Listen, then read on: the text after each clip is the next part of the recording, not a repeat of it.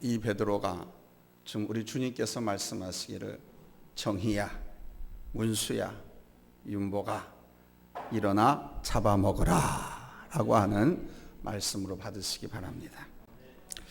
달나라에 갔던 대부분의 우주 비행사들은 무신론자들이었습니다. 그런데 저 우주를 나가서 달에 가서 그 우주의 무한하고 넓은 세계를 보았을 때 사정이 바뀌었습니다. 그 우주의 경이로움 앞에서 하나님의 존재를 발견하게 되었고, 우주에서 위기에 처할 때마다 기도를 하게 되었는데 순간순간 응답이 임하더랍니다. 그래서 이들이 지구로 돌아와서는 죄다 유실론자들로 바뀌었습니다. 그렇습니다. 사람은 어떤 특별한 계기를 가지게 될 때 깨닫게 되는 것입니다. 그 깨달음이 그를 더욱더 성숙시키고 나아가서 더 넓고 더 큰 세계를 알게 하는 것입니다. 그리고 불신자들에게는 하나님을 만나는 기회가 되기도 합니다. 또한 믿음의 사람들은 하나님의 뜻과 하나님의 섭리를 알고 더 겸손하게 그 역사 앞에 순종하게 만듭니다. 그래서 깨달음을 얻는다고 하는 것은 모든 사람에게 정말 중요한 것입니다. 오늘날 하나님께서는 바로 그러한 의미로 우리에게 이 깨달음에 대한 말씀을 주십니다. 첫 번째로 베드로가 깨달은 몇 가지 사실들을 먼저 살펴보겠습니다. 하루는 베드로가 무도장이 시몬의 집에서 기도하는데 환상을 보았습니다. 하늘에서 뇌 귀퉁이가 메어있는 보자기 같은 큰 그릇이 내려오는데 그 안에는 온갖 먹을 수 없는 짐승들이 담겨 있었습니다. 그것을 보고 있는데 이번에는 하늘에서 베드로야 일어나 그것을 잡아먹어라 하는 소리가 들렸습니다. 베드로는 그것은 먹어서는 안 되는 속된 짐승이라는 것들을 알고 그래서 거절합니다. 그러자 또다시 소리가 들립니다. 하나님께서 깨끗하게 하신 것을 내가 속되다 하지 말라. 그리고는 그 보자기로 싸맨 것 같은 큰 그릇이 다시 하늘로 올라가 버렸습니다. 그 일이 있은 후 고넬료라고 하는 로마의 백부장이 종을 보내어서 이 베드로를 청하게 됩니다. 하나님께서 고넬료의 경건함을 보시고 천사를 통해서 내 기도와 구제가 하나님께 상달되었으니 무도장이 시몬의 집에 있는 베드로를 청하라 이렇게 말씀하신 것입니다. 그래서 그의 청을 받고 베드로는 고넬료의 집에 갑니다. 고넬료의 집에 가서 베드로는 비로소 거기 오기 전에 보았던 보자기 환상의 의미가 무엇인가를 깨닫게 됩니다. 그게 35절입니다. 같이 읽겠습니다. 시작. 각 나라 중 하나님을 경외하며 의를 행하는 사람은 다 받으시는 줄 깨달았도다. 바로 고넬료의 집, 고넬료는 이방인 백부장입니다. 로마 군대 중대장입니다. 로마인. 바로 이 집에 들어가서 베드로는 아주 중요한 사실을 깨닫습니다. 첫째는 유대인의 고정관념, 자기의 고정관념이 완전 박살나버립니다. 무슨 말이냐? 유대인들만이 갖고 있는 선민의식. 하나님은 우리의 하나님이 되시고 우리만 하나님의 택한 백성이라고 하는 거죠. 우리만 구원받고 하나님은 우리를 위해서만 일하신다라고 하는 이 선민의식이 왕창 무너져 버립니다. 유대인들은 자기들만 구원받는다고 믿었거든요. 그래서 이방인들은 무시했습니다. 예수님의 제자들조차도 이 선민의식에서 벗어나지 못했었습니다. 저들은 땅끝까지 가라는 주님의 명령을 이해하지 못하고 예루살렘 안에 머무르고 있었습니다. 이러한 초대교회를 우리 예수님은 수데반의 순교를 통해서 온 유대로 사마리아로 이방세계로 흩으시기 시작하셨는데 복음 사역의 주축인 베드로에게 왜 복음이 이방세계 이방인들에게 흘러나가야 하는지 하나님께서 어떻게 하시는지를 바로 고넬료를 통해서 깨닫게 해주신 것입니다. 그래서 오늘 35절에 이런 고백을 하는 거예요. 각 나라 중 하나님을 경외하며 의를 행하는 사람은 다 받으시는 줄 깨달았도다. 유태인이 아니고 다른 이방 나라 사람이라 할지라도 하나님을 경외하면서 의롭게 선하게 사는 사람은 다 받으시는 줄 깨달았다. 그러면서 우리 하나님은 의식과 외형보다 하나님을 경외하고 의를 행하는 자를 받으신다는 사실을 깨달았다는 거예요. 그러니까 하나님 앞에 중요한 것은 뭐냐? 중심이라는 거죠. 또한 우리 주님께서 말씀하신 내용을 베드로는 깨닫게 됩니다.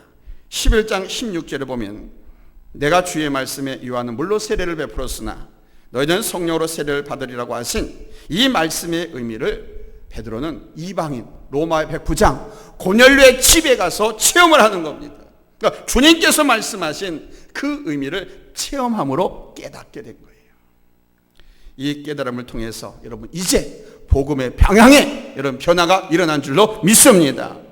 이스라엘 땅 예루살렘뿐만 아니라 유대 땅까지 그리고 이방 땅으로 복음이 흘러가야 하는 당위성을 깨닫게 된 겁니다. 물론 베드로는 이방인을 위한 사도는 아니었습니다. 여러분이 아시는 것처럼 이방인을 위한 사도는 누가 세움받습니까? 사도 바울이 이방인을 위한 사도였습니다. 그러나 베드로는 정말 중요한 역할을 합니다. 11장에서 유태인들이 고넬료의 집에서 무할례자의 집, 즉 고넬료의 집에 베드로가 들어갔다는 사실을 가지고 막 질책했습니다. 네가 유태인으로서 어떻게 이스라엘 사람으로서 이방 집에 들어가느냐? 무할례자의 집에 들어가느냐? 이 무할례자란 뜻은 하나님의 백성이 아닌 더러운 민족에게 가느냐 그런 뜻입니다. 그러나 베드로는 그것이 자기 뜻이 아니라 하나님께서 하신 것임을 증거하지요. 그리고 주님 말씀의 의미를 깨닫고 저들을 오히려 설득을 합니다. 그때 베드로의 말을 들은 그리스도인들은 베드로의 말을 듣고 잠잠하고 하나님께 영광을 돌리게 됩니다. 그리고 이어서 흩어진 그리스도인들이 이방 지역에 교회를 세우는 장면이 나옵니다. 특별히 안디옥의 교회가 섰다는 보고를 받은 예루살렘 교회는 바나바를 그 교회에다가 파송하지요. 한 사람의 깨달음을 통해서 복음의 역사가 더해간 것입니다. 한 사람의 깨달음을 통해서 이방 지역에 교회가 세워진 것, 한 사람의 깨달음을 통해서 하나님의 나라가 확장되어진 베드로뿐만 아니라 고넬료를 통해서 그리고 예루살렘 교회를 통해서 하나님의 크고 놀라운 역사가 확산된 것입니다. 때문에 하나님께서는 말씀을 통해서 이 깨달음의 문제에 대해서 누누이 강조했습니다. 하나님의 백성들이 하나님의 뜻을 깨닫지 못하고 살아가고 있음에 대해 우리 하나님은 매우 안타까워하십니다. 이사야서 1장 3절에서 이렇게 말씀하십니다. 소는 그 임자를 알고 나귀는 주인의 구유를 알고만은 이스라엘은 즉 내 자식은 알지 못하고 나의 백성은 깨닫지 못하는도다. 우리 예수님께서도 깨닫지 못하는 무리들에 대해서 정말 안타까워하셨습니다. 비유의 말씀을 하시면서 깨닫지 못하는 군중들을 향해서 이사야의 예언이 그들에게 이루어졌으니 일렀을 때 너희가 듣기는 들어도 깨닫지 못할 것이요 보기는 보아도 알지 못하리라 라고 말씀하셨습니다. 그러나 씨 뿌린 자의 비유를 통해서 좋은 땅에 대해서 비유하시면서 이런 말씀을 하셨습니다. 이는 말씀을 듣고 깨닫는 자니 혹 100배, 60배, 30배의 열매를 맺으리라. 깨닫지 못할 때 하나님의 은혜를 온전히 누리는 삶을 살 수가 없고 깨닫지 못할 때는 하나님의 역사에도 참여할 수 없습니다. 시편 49편 20절에서는 존귀하나 깨닫지 못하는 사람은 멸망하는 짐승 같도다 라고 아주 극단적으로 말씀하시기까지 했습니다. 여러분 깨닫는 성도가 되시기 바랍니다. 깨닫지 못하는 짐승만도 못한 사람이 되지 않길 바랍니다. 깨달아야 하나님의 역사에 참여할 수 있고 깨닫는 자가 30배, 60배, 100배의 결실을 축복을 받아 살 수 있는 거예요. 두 번째로 왜 우리가 깨달아야 되느냐? 이 깨달음이 없으면 불행해지기 때문에 그래요. 한번 따라서 합시다. 깨닫지 못하면 불행해진다. 가끔 TV나 신문지상에 오르내리는 사람들 가운데 한때 잘 나가던 사람들, 떵떵거리던 사람들이 패가 망신한 사람들이 있습니다. 왜 그렇게 됐습니까? 그 사람들이 가진 것은 많은데 아는 것은 많은데 깨달음이 부족해서 정말 미련한 결과를 초래한 것입니다. 잘 아시다시피 재산이 많다고 행복한 것이 아니죠. 내게 주신 축복을 깨닫지 못하면 불행해지는 것입니다. 재난을 만났다고 다 불행한 것이냐? 그렇지 않습니다. 문제는 깨달음입니다. 그래서 행복은 깨달음에 있다, 이렇게 말씀하는 겁니다. 예수님께서 5,000명을 먹이시고 4,000명을 먹이시는 이적들을 베푸셨습니다. 그러나 제자들은 그 이적, 그 사건들의 깊은 의미를 깨닫지 못했습니다. 오직 제자들은 그저 빵은 빵이고 고기는 그저 물고기에 지나지 않았습니다. 그것은 바로 통비 뱃속을 채우는 일일 뿐 더 이상 제자들, 군중들에겐 아무것도 아니었습니다. 왜 예수님께서 5병의 이적, 7병의 이적을 베풀었습니까? 그걸 베푸신 이유 여러분 잘 아시지 않습니까? 예수님은 바리새인의 노력을 조심하라고 가르쳤습니다. 그러나 제자들은 남은 떡빵을 그 광야에서 갖고 오지 않은 것을 걱정합니다. 그래서 주님께서 말씀하시죠. 빵이 없다고 걱정들 하다니 너희가 아직도 알지 못하고 깨닫지 못하느냐? 너희 눈이 있어도 보지 못하고 귀가 있어도 듣지 못하느냐? 책망하셨어요. 여러분, 예수님께서 5병의 기적, 7병의 기적, 눈먼 송의 눈을 뜨게 하고 안진바리가 벌떡 일어나 뛰게 만들고 벙어리에 혀가 풀어져서 노래하게 한 그 이적을 베푼 이유, 그 이유가 뭡니까? 그 이적을 통해서 우리 하나님께서는 뭘 우리에게 가르쳐 주시고자 함이었습니까? 바로 예수님 당신이 하늘로서 내려온 진정한 산떡, 그 생명의 떡임을 알게 하시고자 함이었습니다. 썩는 양식을 위해서 사는 것이 아니라 영생하도록 있는 양식을 위해서 살아야 한다는 것을 우리에게 가르쳐 주기 위함이었습니다. 이것을 깨닫지 못함으로 저들은 계속 주님 앞에서 튀는 행동을 하고 엉뚱한 일을 하게 되었던 것입니다. 우리가 어떤 하나님 말씀을 듣더라도 그 말씀을 통해서 깨닫게만 된다면 여러분 그 말씀이 은혜가 되는 줄로 믿습니다. 그래서 우리가 은혜를 받았다라고 하는 것은 깨달음을 얻었다는 거예요. 따라서 합시다. 은혜 받았다는 것은 깨달았다는 것이다. 이 깨달음이 우리의 삶을 변화시키는 거예요. 아멘. 이 깨달음이 우리의 라이프 스타일도 바꿔놓는 거예요. 삶의 가치와 목적까지도 다 바꿔놓는 거예요. 하나님의 깊으신 뜻을 알게 되고 내가 하나님 앞에 어떻게 살아야 할지, 내가 어떻게 서야 할지 이 모든 것을 알고 하나님의 뜻에 순종하게 됩니다. 그래서 이 사람이 빛의 역할을 감당하게 되는 거예요. 깨달을 때. 한 제자가 스승에게 물었습니다. 선생님, 깨달음이 무엇입니까? 스승이 대답합니다. 네가 지식을 갖추었을 때 너는 그 길을 보여주기 위해서 횃불을 사용한다. 그러나 네가 깨달았을 땐 너는 횃불이 된다. 그랬습니다. 그렇습니다, 여러분. 지식은 길을 비춰주는 횃불의 역할이 될 것입니다. 그러나 깨달음을 가질 때는 내가 바로 그 횃불이 될 수 있다는 거예요. 이제 더 중요한 것이 있습니다. 그것은 바로 이 깨달음을 통해서 하나님의 의와 하나님의 역사를 이루게 된다는 사실입니다. 오늘 우리가 본 말씀이 그 말씀이에요. 베드로는 보자기에 쌓인 것을 일단 부정한 것이다, 못 먹는 것이다 라고 배워왔기 때문에 거부부터 했습니다. 율법적으로 먹을 수 없거든요. 어려서부터 배워왔어요, 그렇게. 근데 그거를 하나님께서 잡아먹으라 라고 말씀을 하셨어요. 그걸 고넬료의 집에, 이방인의 집에 들어가서 깨달았습니다. 그러니까 고넬료의 집에 가라는 거였죠, 이방인의 집에. 그것이 바로 우리 하나님께서 이방인들에게 주시는 복음의 은혜라는 사실을 바로 고넬료의 집에 가서 깨달은 것입니다. 고넬료와 그 집안 사람들이 다 복음을 듣고 예수 믿는 그리스도인이 되는 것을 보고 하나님의 은혜와 복음의 역사를 깨달은 거죠. 경험한 겁니다. 그래서 저들에게 아주 깨달음을 증거하게 됩니다. 그 증거는 그 순간만이 아니라 이제 여러분 이방 세계를 향해서 힘차게 나간 줄로 믿습니다.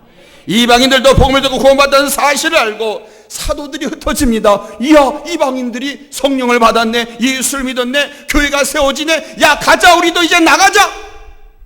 하면서 누구는 에디오파로, 누구는 저 유럽으로, 누구는 아시아로 막 흩어집니다. 교회가 곳곳에 세워지게 됐던 것입니다. 선입감을 갖지 마십시오. 우리가 복음을 들고 찾아갈 사람은 나하고 친한 사람만이 아닙니다. 원수만도 아닙니다. 천하만민이라고 그랬어요. 할렐루야, 할렐루야.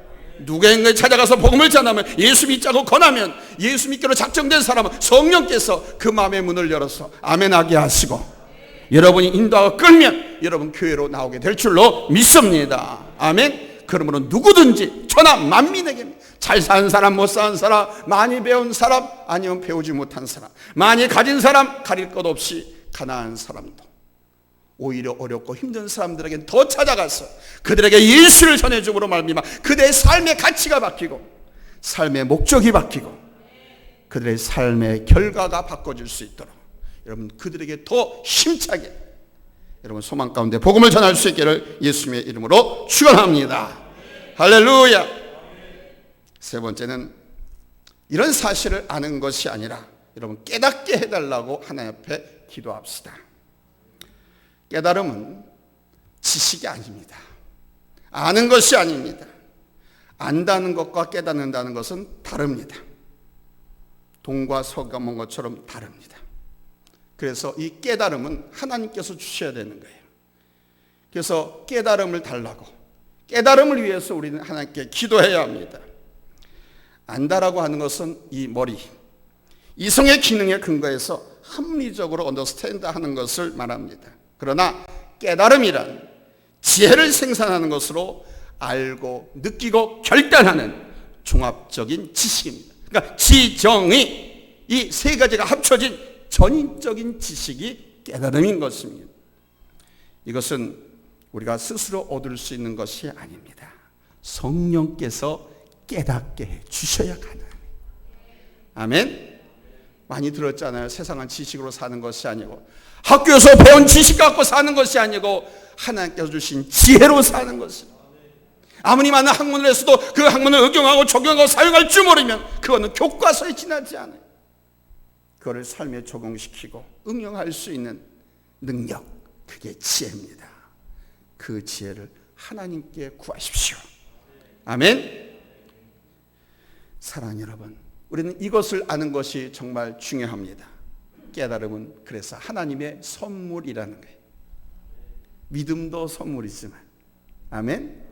물론 깨달음의 대상과 영역은 이루 말할 수가 없어요. 한두 가지로 국한할 수가 없습니다. 정말 무한합니다.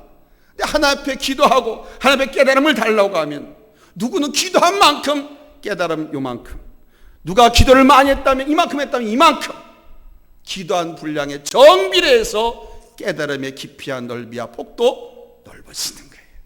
현자가 될 수 있고 지혜로운 자가 될 수 있습니다. 하나님 앞에 기도하십시오. 깨달음을 달라고.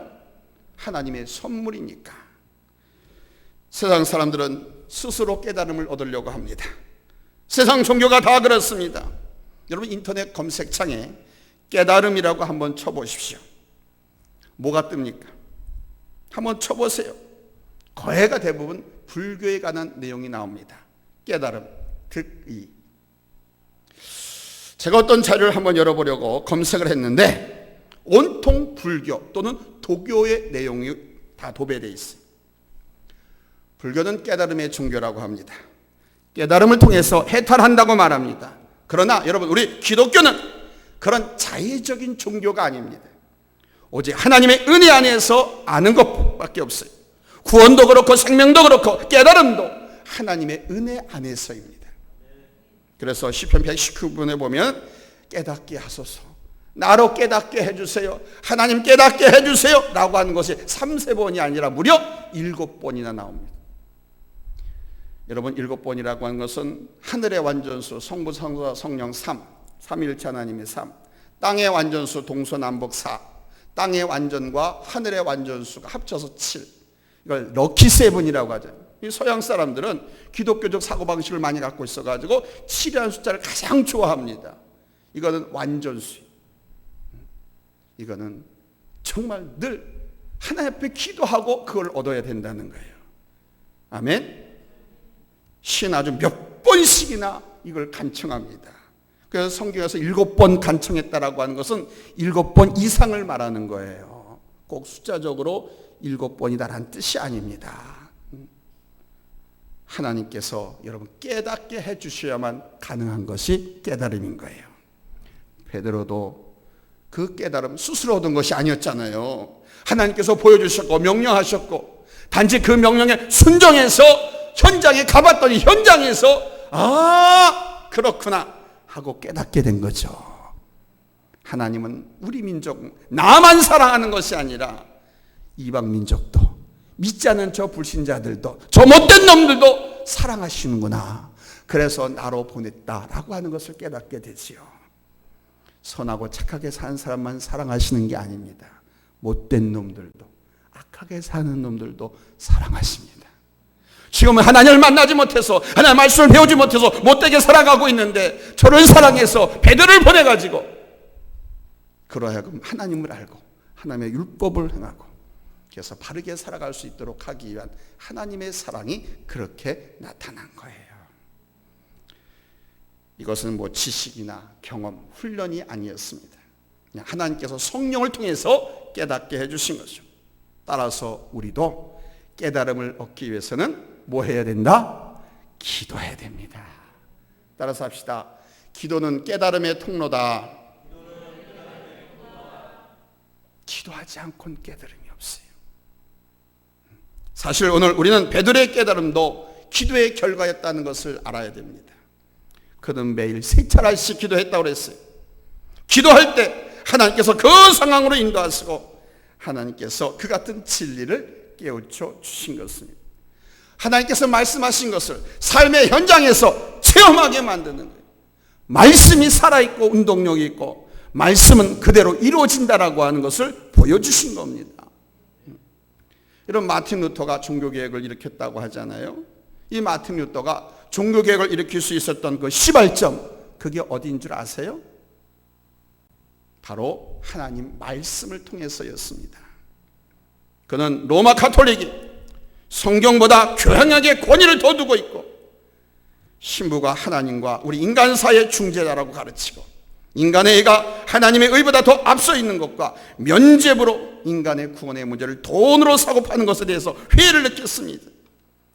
그래서 우리가 하나님의 자녀라고 하고 하나님됨을 하나님을 성도들에게 가르치는데 과연 지금 로마의 교황청에서 하는 천주교에서 하는 이 짓거리들이 성경에 있는 것인가? 하나님의 뜻인가?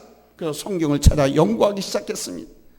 아무리 눈 까지고 뒤집고 찾아봐도 천주교에서 하는 짓거리들이 하나도 없는 거예요. 그런데 말씀해 보니까 오직 의인은 믿음으로 말미암아 살리라 라고 하는 말씀 앞에 집중되게 됩니다. 인간의 공로나 자격이나 돈이 아닌 오직 믿음으로 솔라 피데 하나님의 은혜 안에서 인간이 구원받는 사실을 깨닫게 됩니다. 그리고 저 독일의 비텐베르크 대학 정문에 95개 조항의 논제를 내걸면서 종교개혁의 기치를 올렸습니다. 우리 한 사람 한 사람을 개혁시키는 동력도 바로 이 하나님의 말씀입니다. 우리의 가치관과 우선순위, 우리의 삶의 질과 방법, 하나님 앞에서 살아가는 모든 것을 깨우쳐 주시는 것이 바로 하나님 말씀입니다.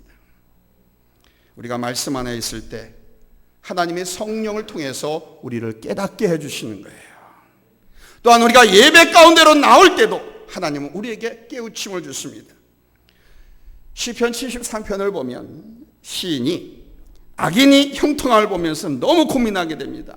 하나님은 사랑이시고 하나님은 선한 자를 위하시고 축복하고 반드시 지키고 보호하신다고 했는데 가만히 세상 돌아가는 것을 보니까 나쁜 놈이 더 잘 되고 사기꾼이 배불리 살고 막 자꾸 그러는 것만 보이는 거예요.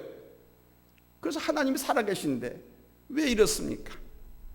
하나님 말씀대로 살려고 발버둥치는 우리들은 왜 이렇게 맨날같이 침략을 당하고 빼앗기고 이렇게 다른 나라 사람들에게 조롱거리 비방거리가 되며 삽니까? 하나님 살아계시다면 한번 좀 말씀 좀 해주세요. 고민하며 기도했습니다. 그 고민거리를 갖고 아마 집에 또는 소재에 머물러 있었다면 그 문제를 해결받지 못했을 거예요. 그 문제를 가지고 성전으로 들어갑니다. 성전에 들어가서 예배하면서 하나님의 응답을 받습니다. 선한 사람이 고생하고 악한 놈이 잘 되는 것 같은데 악한 놈이 오래가는 법 없고 악한 놈이 잘 되는 법이 없다. 악한 놈은 반드시 망한다라는 사실을 깨닫습니다. 그리고 그가 고백합니다. 시편 13편 17편에 보세요. 같이 읽습니다. 시작. 하나님의 성소에 들어갈 때에야 그들의 종말을 내가 깨달았나이다. 하나님 앞에 예배 드릴 때 깨닫게 된다는 거예요. 제가 아는 분이 어느 날 예배를 드리는데 정말 눈물을 펑펑 흘리면서 예배 끝나고 인사하는데 본인은 이제 손꼴로 못 본 것 같아요. 울어가지고 막 이렇게 그냥 다 그냥 이게 뭡니까 이거 할렐루야도 막 이렇게 하나 툭 튀어나오고 있고 그냥 거무직직하고 막 얼굴이 그냥 뒤범벅이 눈물고 너무 자기도 모르게 울어.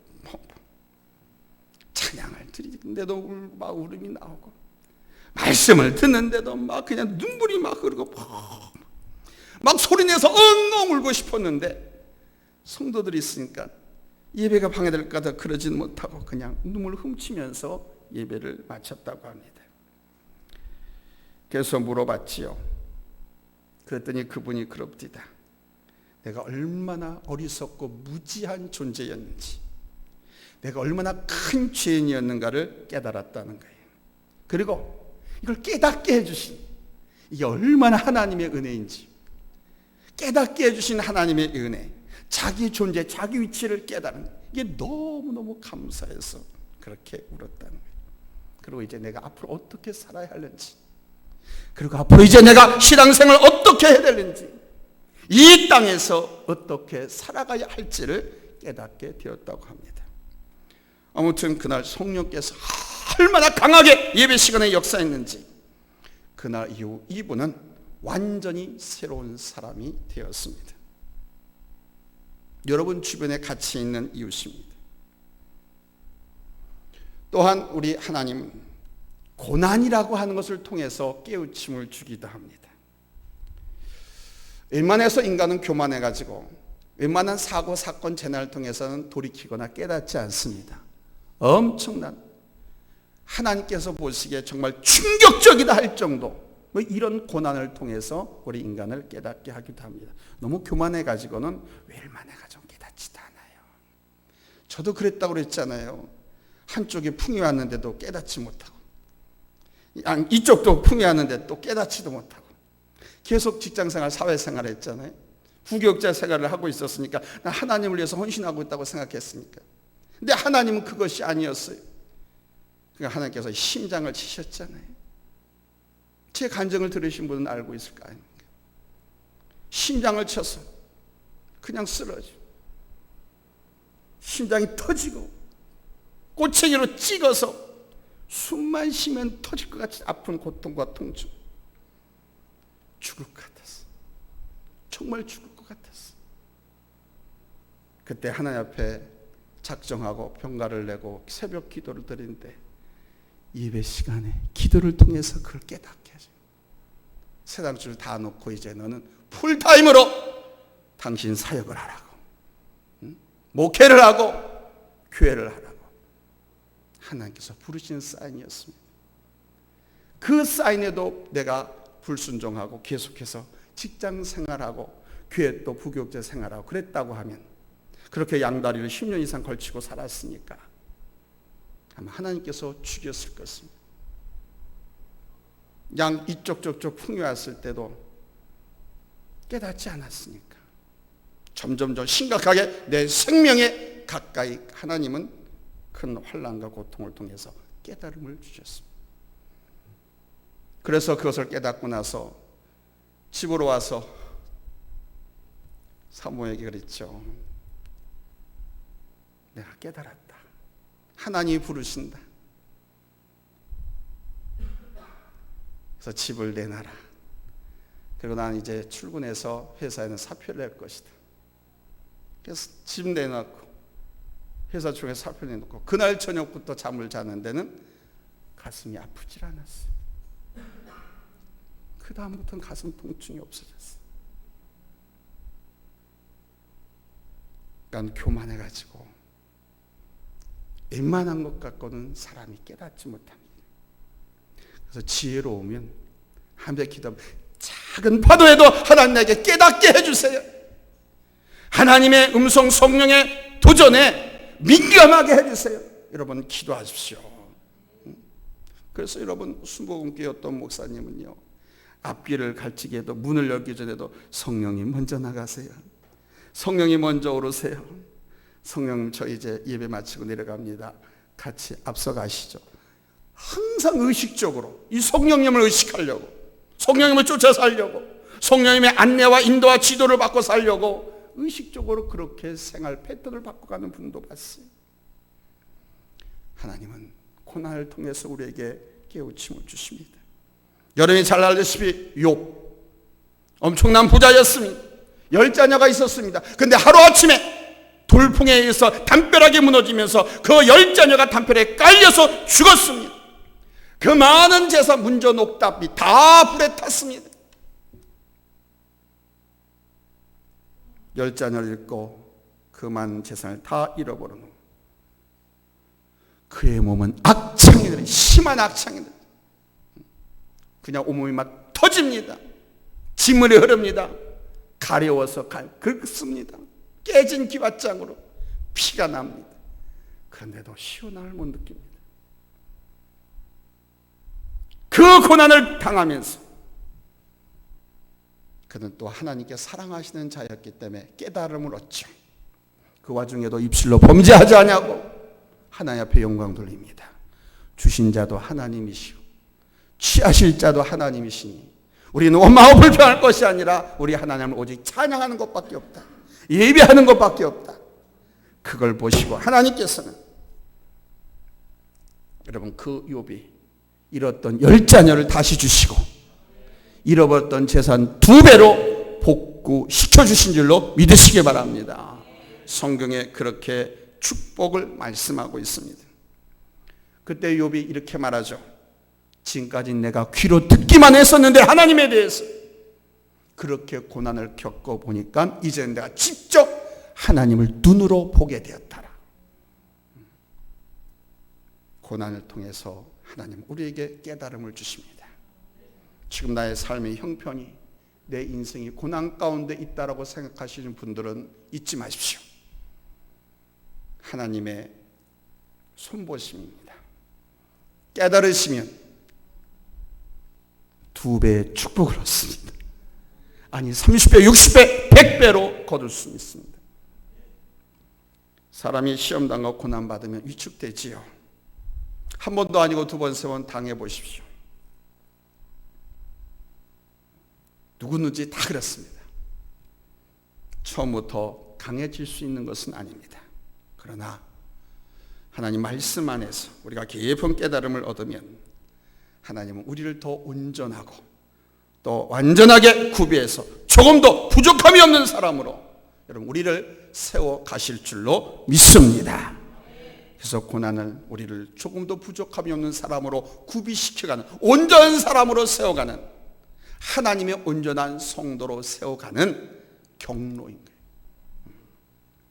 그리고 하나님의 은혜와 축복의 자리에 주인공으로 동참하게 되겠지요.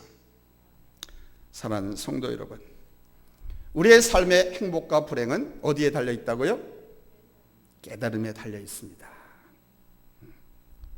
누가 대통령이 되느냐, 누가 쓰임받느냐 버림받느냐 여기에 달려있는 것이 아닙니다. 깨달음에 달려있어요. 나의 깨달음. 우리가 은혜 안에서 사느냐 무감각하게 사느냐 이 또한 역시 깨달음에 달려있습니다. 더 중요한 것은 우리가 하나님의 뜻을 이루고 하나님의 진리 안에서 얼마나 은혜롭고 복되게 살아가느냐, 능력 있게 살아가느냐 하는 것도 이 깨달음에 있습니다. 저는 요즘 이 깨달음을 주시는 하나님께 얼마나 감사한지 모릅니다.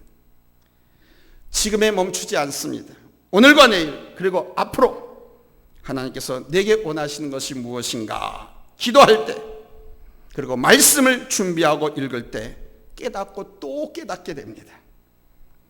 이 시대가 바로 가고 있는지, 내가 바로 목회하고 있는지, 무엇을 위해서 어떻게 가야 할까를 저는 오직 늦더라도, 남들이 보기에 미련한 것처럼 보일지라도 오직 하나님의 뜻을 이루기 위해서 말씀대로만, 성경대로만 갈 것입니다. 거기에 승리가 있거든요. 거기에 축복이 있고, 그래서 저는 행복합니다. 하나님 말씀을 믿고 하나님 말씀을 기대하고 그 말씀에 순종하면 반드시 승리가 있거든. 아멘. 그것을 보니까 행복하지. 할렐루야. 우리 모두 다 이 깨달음의 능력을 통해서 더 은혜로운 삶, 능력 있는 신앙생활을 할 수 있게 되기를 예수님의 이름으로 축복합니다. 할렐루야. 할렐루야. 네, 기도합니다.